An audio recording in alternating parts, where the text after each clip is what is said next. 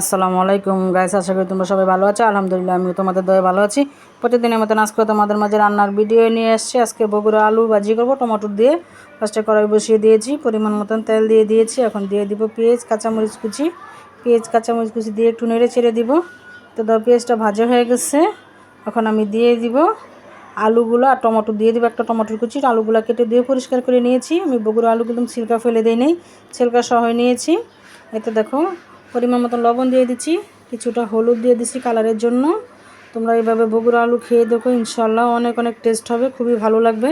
আমি বগুড়ার আলু খাই, খুবই ভালো লাগে। ঢাকনা দিয়ে রেখে দিচ্ছি নেড়ে চেড়ে তো সিদ্ধ হওয়ার জন্য। এই দেখো পানি বেরোয়েছে অনেক, আমি কিন্তু ধুয়ে খাঁচিতে রেখেছি।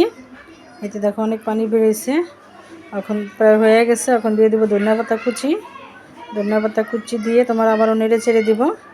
এতে দেখো ধনিয়া পাতা কুচি দেওয়া হয়ে গেছে, নেড়ে চেড়েও দিয়েছি। ভাজা হয়ে গেছে আলু ভাজা। বগুড়া আলু ভাজা রেসিপি যদি তোমাদের ভালো লাগে, লাইক কমেন্ট শেয়ার করো। আল্লাহ হাফেজ।